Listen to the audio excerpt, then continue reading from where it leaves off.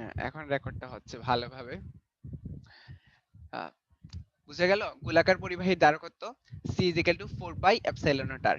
এইটাও ইম্পর্টেন্ট সূত্র, মনে রাখবা।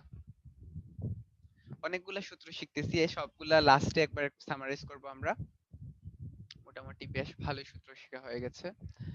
আহ, আর এই যে একটু আগে বলছিলাম পরিবাহীর চারপাশস্থ মাধ্যম, চারপাশস্থ মাধ্যম বলতে এই দেখো, এখানে যদি শূন্য মাধ্যম না হয়ে অন্য কোনো মাধ্যম হইতো তাহলে ওইটার জন্য হইতো এপসাইলন নট না হয়ে এপসাইলন হইতো। ঠিক আছে? আর এপসাইলন আর ইজিক্যাল টু লেখা আছে তোমার সি, মানে অন্য কোনো মাধ্যম ডিভাইড বাই সি নট। আচ্ছা, এটা পরে আবার দেখাবো। এখানে এটার ব্যাখ্যাটা লেখা নাই, জাস্ট লেখা আছে যে এটা কি, এটা হচ্ছে আপেক্ষিক তো তোমার প্রবেশ্যতা। আপেক্ষিক প্রবেশ্যতাটাকে আমরা যখন ফার্স্ট ক্লাসে পড়ছিলাম তখন আপেক্ষিক প্রবেশ্যতাকে এইভাবে লিখছিলাম, লিখে দেখাচ্ছি। আপেক্ষিক প্রবেশ্যতাটাকে আমি এপসাইলন আর কে লিখছিলাম এপসাইলন বাই এপসাইলন নট, মানে শূন্য মাধ্যমের সাপেক্ষে অন্য কোনো মাধ্যমের প্রবেশ্যতাটা কি বলা হচ্ছে তোমার, আর epsilon r, epsilon r is equal to epsilon by epsilon naught. এটাকে লেখা যায় C divide by C naught. এটা কিভাবে আসছে একটু পরে দেখাবো। এখান থেকেও দেখানো যায়, আবার অন্যভাবে দেখানো যায়, দুইভাবে দেখানো যায়। এটা হচ্ছে কি তোমার অন্তরক কোনো মাধ্যম স্থাপন করার পর ধারকের ধারকত্ব, আর এটা হচ্ছে শূন্য মাধ্যমে ধারকের ধারকত্ব। ঠিক আছে?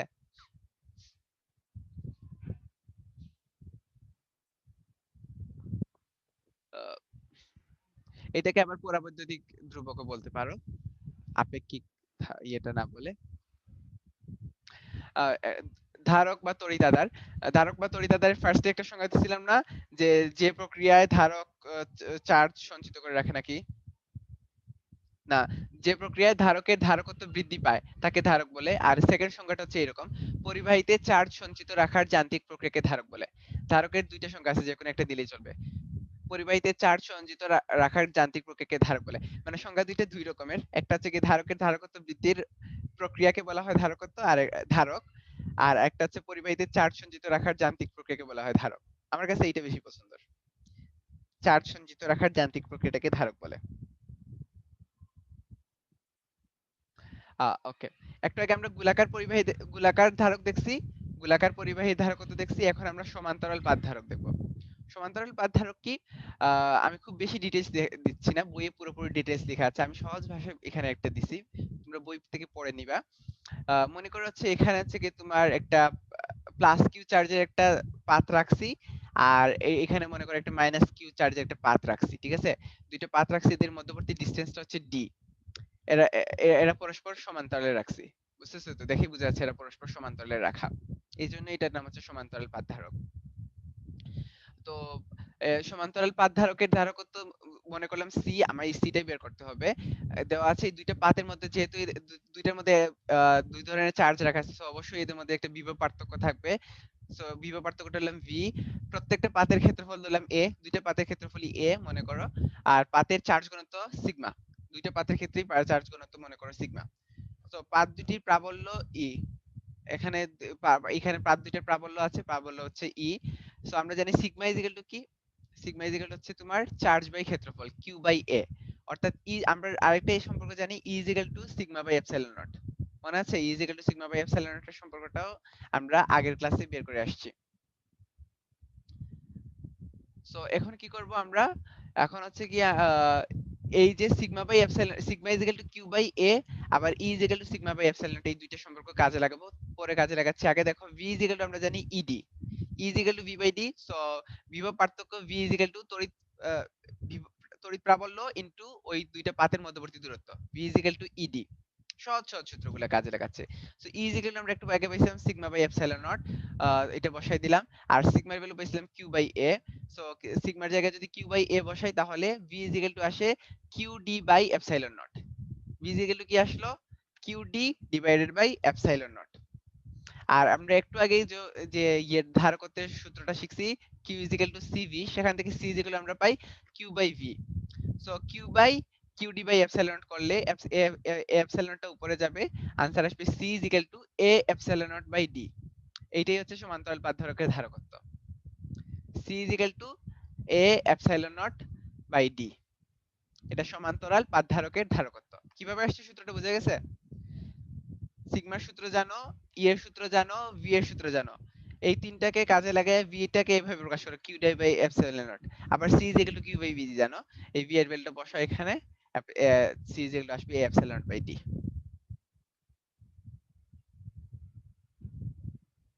তো এই সি এর এখান থেকে দেখতেছি আমরা সি মানে ধারকত্বের মান কিসের কিসের উপর নির্ভর করে, পাতের ক্ষেত্রফলের উপর। এই দেখো সি ইজ প্রপোর্শনাল টু এ, এটা আমরা গোলাকার পরিবাহীর ক্ষেত্রেও দেখছিলাম, পাতদ্বয়ের মধ্যবর্তী দূরত্বের উপর, কিন্তু পাতদ্বয়ের মধ্যবর্তী দূরত্বের সাথে এটা ব্যস্তানুপাতিক, C is proportional to 1 by D. ঠিক আছে, পাতদ্বয়ের মধ্যবর্তী পরাবৈদ্যুতিক মাধ্যমের উপর। অবশ্যই এখানে যদি শূন্য মাধ্যম না থেকে অন্য কোনো মাধ্যম থাকতো তাহলে এই এপসাইলন নটের বদল বসতো এপসাইলন নট ইনটু কে। তো দেখো শূন্য মাধ্যমে ধারকত্ব হবে C naught is equal to A epsilon naught by D, আর অন্য কোনো মাধ্যমে পরাবৈদ্যুতিক মাধ্যমে সেটা হবে এ এপসাইলন বাই ডি। আমরা যদি ই এপসাইলন আর বের করতে চাই, মানে আপেক্ষিক প্রবেশ্যতা বা পরাবৈদ্যুতিক ধ্রুবকটা বের করতে চাই, তাহলে আমরা জানি সেটা হচ্ছে epsilon by epsilon naught. Epsilon by epsilon naught যদি করো তাহলে দেখবা এটা আসবে সিকে বাই সি নট। ঠিক আছে, যেটা হচ্ছে অন্তরক মাধ্যমে ধারকের ধারকত্ব ডিভাইড বাই শূন্য মাধ্যমে ধারকের ধারকত্ব। একটু আগে যে বলছিলাম না এটা প্রমাণ আছে, এটা প্রমাণ দেখাইলাম এখন। ঠিক আছে, তার মানে আমরা পরাবৈদ্যুতিক ধ্রুবককে অনেকভাবে লিখতে পারি। এখানে লিখতে পারি epsilon is epsilon by epsilon naught সিকে বাই সি নট, আর আরেকটা লিখতে পারি কি F naught by F, right? F naught by F লিখতে পারি না, প্রথম দিকে স্লাইডে লেখা আছে এটা। এফ নট বাই এফ নাকি F by F naught, 1 by 4 pi epsilon not,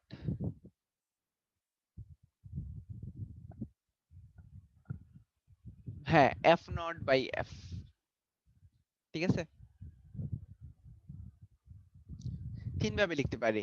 এটা পরাবৈদ্যুতিক ধ্রুবক কিন্তু বা আপেক্ষিক প্রবেশ্যতা।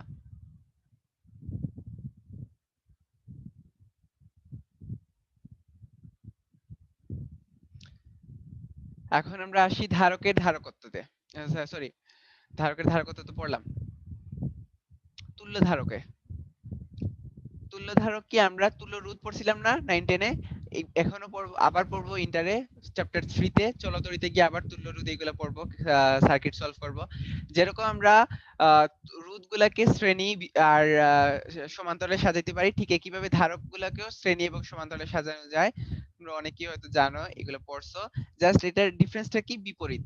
আমরা যেগুলাকে শ্রেণীর ক্ষেত্রে রোধের শ্রেণী রোধের ক্ষেত্রে সবগুলা রোধকে যোগ করতাম, আর সমান্তরালের ক্ষেত্রে সবগুলার ইনভার্স গুলা যোগ করতাম, রাইট? সো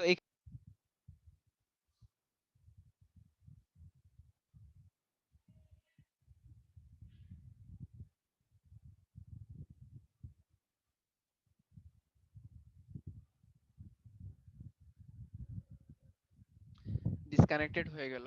আচ্ছা, একবার ডিসকানেক্টেড হবেই। আহ, তুল্য ধারকটা হচ্ছে সংজ্ঞাটা খুব সহজ, কতগুলি ধারকের পরিবর্তে একটি মাত্র ধারক নিয়ে যদি একই বিভব পার্থক্য ও চার্জ পাওয়া যায় তবে ওই ধারকটির ধারকত্বকে অপর ধারকগুলোর তুল্য ধারকত্ব বলে। ঠিক আছে, আর রোধের ক্ষেত্রে কি ছিল, তোমার সার্কিটের ক্ষেত্রে যে এরকম ছিল।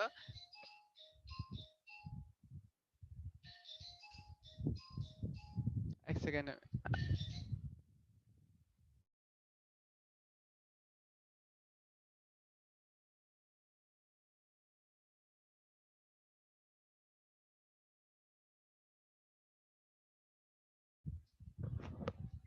ওকে। এখানে দেখো অনেকগুলো ধারক আছে, এই যে এইটা তিনটা ধারক আছে। সো আমি যদি এই তিনটা ধারকের পরিবর্তে জাস্ট একটা ধারক ব্যবহার করলে এই সবগুলার সমান বিভব পার্থক্য এবং চার্জ পাই, তাহলে এই সবগুলার তুল্য ধারক বলা হয় এটাকে। ঠিক আছে, ওই ধারকটির ধারকত্বকে, এইটার ধারকত্বকে এই সবগুলার তুল্য ধারকত্ব বলা হবে। ঠিক আছে, যেরকম আমরা রোধের ক্ষেত্রে ছিল রোধের ক্ষেত্রে ছিল কি, রোধের ক্ষেত্রে ছিল তোমার তড়িৎ প্রবাহ এবং বিভব, আর এখানে আছে বিভব এবং চার্জ। ঠিক আছে, বিভব এবং চার্জ, তড়িৎ প্রবাহের বদলে আর কি চার্জ আছে এখানে। এখন আমরা দেখি শ্রেণী সমবায়ে তুল্য ধারকত্বের রাশিমালা। মনে করো C1 C2 C3 তিনটা ধারক নিলাম। এখন এদের বিভব পার্থক্য হচ্ছে যথাক্রমে V1 V2 V3। একটা জিনিস লিখে রাখো, রোধের ক্ষেত্রে শ্রেণী সমবায়ে কি সমান থাকে বলতো, তড়িৎ প্রবাহ সমান থাকে, I is constant। আর এখানে হচ্ছে কি শ্রেণী সমবায়ের তুল্য ধারক, মানে ধারকের বেলায় শ্রেণী সমবায়ে কিউ সমান থাকে, সবগুলার কিউ সমান, চার্জটা অলওয়েজ সমান, তিনটাতেই চার্জ সমান থাকে। ডিফারেন্ট কি হয়, ডিফারেন্স হচ্ছে বিভব পার্থক্য। এই দুটার মধ্যে বিভব পার্থক্য হচ্ছে V1, এই দুটার বিভব পার্থক্য V2, এই দুটার বিভব পার্থক্য হচ্ছে V3। ঠিক আছে, মানে C1 C2 C3 এর বিভব পার্থক্য হচ্ছে তোমার তিন ধরনের হবে। যদি মোট বিভব পার্থক্য V হয় তাহলে V V1 V2 V3, এবং প্রবাহিত চার্জ ধরলাম Q। এই প্রবাহিত চার্জ Qটাই হচ্ছে কি তোমার এই তিনটার মধ্যে প্রবাহিত হবে। সো C1 মানে সংজ্ঞানুসারে C1 আসার কথা Q/V1, জানি আমরা Q CV, সেখান থেকে C1 Q/V1, অর্থাৎ V1 Q/C1। একইভাবে V2 Q/C2, V3 Q/C3। এখন এই যে V V1 V2 V3 equation, এগুলোকে বসাই দাও, তাহলে আসলো V আসবে তোমার, আবার হ্যাঁ আরেকটা জিনিস বলা দরকার, যে যদি শ্রেণী সমবায়গুলোর তুল্য ধারকত্ব CS হয় তাহলে CS হবে তোমার Q/V। ভিটা হচ্ছে কি তোমার মোট বিভব, আর চার্জটা হচ্ছে তোমার মোট চার্জ, চার্জ তো সবগুলোতে সমান। সো CS Q/V, অর্থাৎ V Q/CS। সো এই এক নাম্বার ইকুয়েশনে এই ভ্যালুগুলো আমি রিপ্লেস করতেছি, V এর ভ্যালু এবং V1 V2 V3 এর ভ্যালুগুলো রিপ্লেস করতেছি। V এর জায়গায় Q/CS, আর V1 এর জায়গায় Q/C1, V2 এর জায়গায় Q/C2, আর V3 এর জায়গায় Q/C3। সেটা আসে 1/CS = 1/C1 + 1/C2 + 1/C3।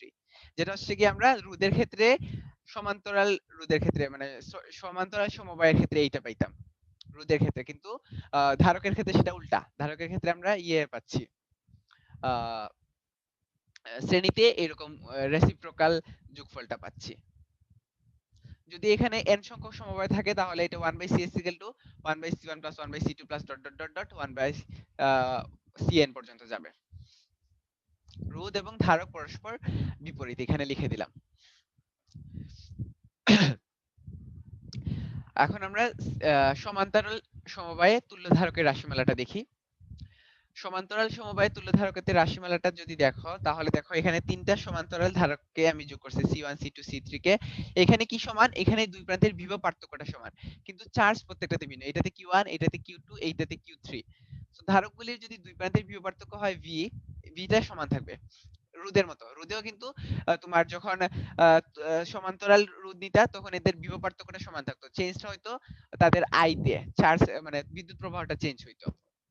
So দেখো প্রথম ধারকের ক্ষেত্রে আমরা লিখতে পারি C1 Q1/V, অর্থাৎ Q1 হচ্ছে তোমার C1 * V, Q1 C1, Q1 C1 * V। একইভাবে Q2 লিখতে পারো C2V, এবং Q3 লিখতে পারো C3V। আবার সমান্তরাল সমবায়ের ক্ষেত্রে ধারকত্ব CP Q/V হলে আমরা Q লিখতে পারি CP * V। আর একটু আগে দেখছি Q কি Q1 + Q2 + Q3। সো এই Q1 Q2 Q3 এর ভ্যালুগুলো বসাও, তাহলে V টা কমন হয়ে বাদ চলে যাবে, থাকবে CP C1 + C2 + C3। এক্ষেত্রে সহজ, মানে যদি সমবায়টা প্যারালাল হয় বা সমান্তরাল হয় তাহলে তুল্য ধারকত্বটা হবে সবগুলা ধারকের যোগফলের সমান। যদি এখানে n সংখ্যক থাকে C1 + C2 + C3 + CN পর্যন্ত। সো দেখো আমি সবগুলো সূত্রকে এখানে একসাথে করে রাখা আছে, এটা আমার নোট খাতার সূত্র। E = V/D, sigma Q/4πr²। এটা গোলাকার এর ক্ষেত্রে, গোলাকার পরিবাহীর ক্ষেত্রে। F এর ক্ষেত্রে সূত্রটা, V এর সূত্রটা মানে যে কোনো একটা চার্জের জন্য বিভব, E এর সূত্রটা, C Q/V, তুল্য ধারকত্বের সূত্র, তারপর হচ্ছে E F/Q। এটা হচ্ছে কি তোমার সবগুলা মানে অনেকগুলা চার্জ যদি থাকে, ওই চার্জগুলোর ধরুন নির্দিষ্ট কোনো বিন্দুতে বিভব। F m, যেটা আমাদের মাঝে মাঝে কাজে লাগছে। C 4πε0, C ε0/d। মোটামুটি সবগুলা সূত্র এখানে দেওয়া আছে একসাথে করে। আমার কিন্তু শেষ হয় নাই, এখনো চ্যাপ্টার বাকি আছে। হ্যাঁ, আরো দুইটা সূত্র এখনো এখানে লেখা হয় নাই, এই দুইটা সূত্র এখানে দেখাচ্ছি। ধারকের সঞ্চিত শক্তি, ধারকের সঞ্চিত শক্তি করার আগে আমরা কাজ করি, ধারকের সঞ্চিত শক্তিটা নেক্সট দিন পড়ি। আমরা এখানে এই ম্যাথটা করে ফেলি, এখান থেকে একটা ম্যাথ করে ফেলি। আমরা যেহেতু ধারকের পড়ছি, সমবায় পড়ছি, ঠিক যেরকম রোধের সমবায় আছে, রোধের যেরকম আমরা সার্কিট সলভ করি না, ঠিক একইভাবে ধারকেরও সার্কিট থাকতে পারে। তো ধারকের সার্কিটগুলো খুব বেশি জটিল দেয় না, একদম সহজ দেয়। সো আমি এই চ্যাপ্টারে খুব বেশি সার্কিট পড়াবো না, যেহেতু আমরা চ্যাপ্টার 4 এ চ্যাপ্টার 4 না সরি চ্যাপ্টার 3 চলতরিতে গিয়ে অনেকগুলো সার্কিট সলভ করব। সো ওই রোধের সার্কিটগুলো যদি ভালোভাবে জানা থাকে তাহলে তুমি ধারকের সার্কিটগুলো সলভ করতে পারবা। ঠিক আছে? জাস্ট উল্টা। যেখানে তুমি রোধের ক্ষেত্রে সিরিজের সূত্র এপ্লাই করতা, সিরিজের সূত্রটা এখানে প্যারালালের ক্ষেত্রে আর প্যারালালের সূত্রটা হচ্ছে সিরিজের ক্ষেত্রে এপ্লাই করবা। ঠিক আছে? ধারকের ম্যাথ গুলো বইয়ে দেখো অনেকগুলো এক্সাম্পল আছে ওইগুলো করবা। আর আমি এখানে দেখো একটা মিশ্র নিছি। এটা কিন্তু সবগুলা কিন্তু শ্রেণীতে নাই আবার সবগুলা প্যারালালিও নাই। এখানে দেখো এই দুইটা ধারক হচ্ছে কি তোমার শ্রেণীতে আছে আর এই দুইটার সাথে এই তৃতীয় ধারকটা হচ্ছে কি তোমার প্যারালালি আছে। বুঝতেছো? সো এদের ধারকত্বটা হবে এরকম। যদি আমরা প্রথম প্রশ্ন মোট ধারকত্ব। মোট ধারকত্বটা তোমরা কি বের করতে পারবা? আমি ক্লু দেই। প্রথম প্রশ্নটার আনসারটা হচ্ছে এরকম। ফার্স্টে আমাকে সিএস টা বের করতে হবে। CS 1 by CS is equal to আমরা জানি 1 by C one plus 1 by C two. 1 by C one plus 1 by C two. আমি বলে দিই এটা হচ্ছে আমরা সার্কিট সলভিং এর সময় অনেকগুলো শর্টকাট ইউজ করব বা অনেকগুলো টেকনিক ইউজ করব। এটাকে আমরা ডিরেক্ট যদি দুইটা রোধ হয় প্যারালালি থাকে তাহলে আমরা জানতাম এটাকে ডিরেক্ট এটাকে এরকম বের করতে পারি রোধগুলোর গুণফল ডিভাইডেড বাই তাদের যোগফল। ঠিক একইভাবে আর কি সিরিজের ক্ষেত্রে তো এইটা আমরা ধারক ধারকগুলোর গুণফল 3 ইনটু 6 ডিভাইডেড বাই 3 প্লাস 6 মানে 9। তো আলটিমেটলি আমার এইটার শ্রেণী ধারকত্বটা আসবে 18 বাই 9 দ্যাট মিন্স 2 মাইক্রোফ্যারাড। ঠিক আছে? সিএস টা আসলো 2 microfarad. Okay?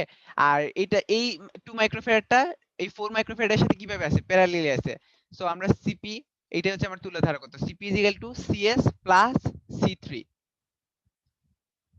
2 plus 4 that means 6 microfarad. এইটাই হচ্ছে আমার মোট ধারকত্ব। বুঝা গেছে? ফার্স্টে এই দুইটাকে আমি সিরিজের সূত্র দিয়ে নিয়ে আসবো, তারপর হচ্ছে এই দুইটার যে সিএস পাইলাম এই সিএস টা হচ্ছে এইটার সাথে প্যারালালি যুক্ত। প্যারালালের ক্ষেত্রে আমরা সূত্র জানি CP is equal to C one plus C two plus সি3 ডট ডট ডট এরকম। সো এখানে সিপি ইজ ইকুয়াল টু আসবে সিএস প্লাস সি3। সিএস টা পাইছি 2 আর এখানে 4 দ্যাট মিন্স 6 মাইক্রোফ্যারাড হচ্ছে আমার মোট ধারকত্ব।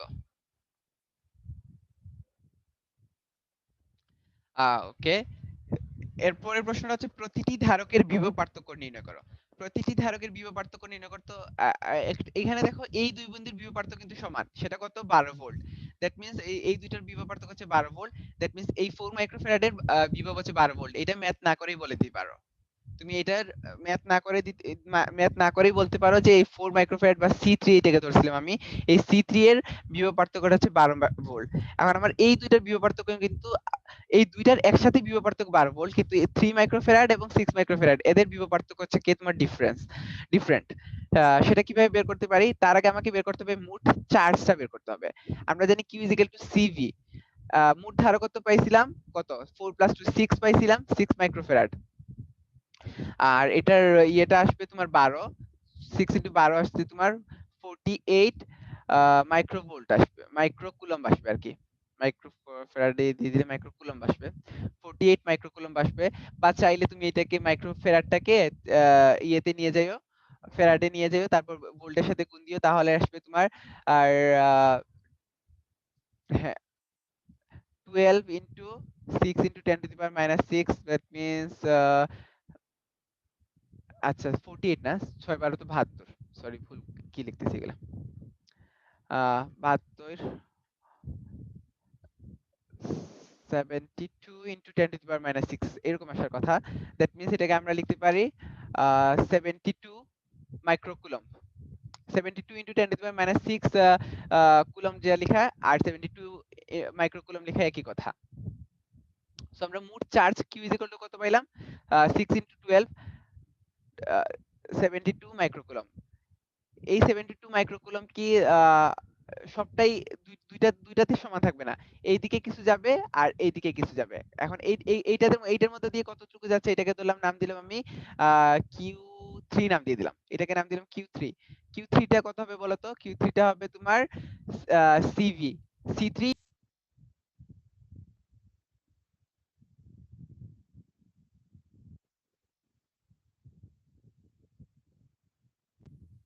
সরি বারবার নেটটা ডিস্টার্ব করতেছে।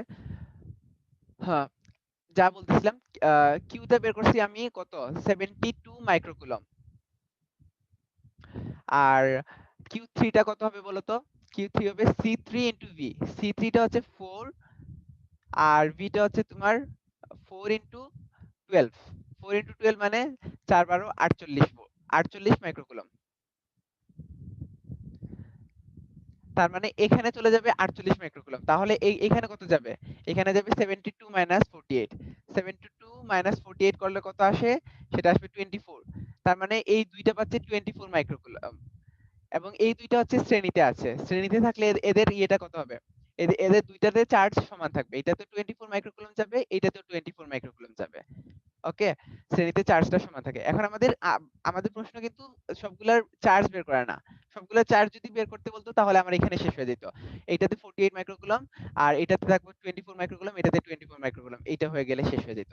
কিন্তু আমাকে বলছে প্রত্যেকটার বিভব পার্থক্য নির্ণয় করো। তাহলে আমার C3 এর বিভব পার্থক্য তো হচ্ছে 12 ভোল্ট, এটা বের করে ফেললাম। তাহলে এই C1 এর বিভব পার্থক্য V1 কি আসবে? Q CV। তাহলে ডিস্টার্ব।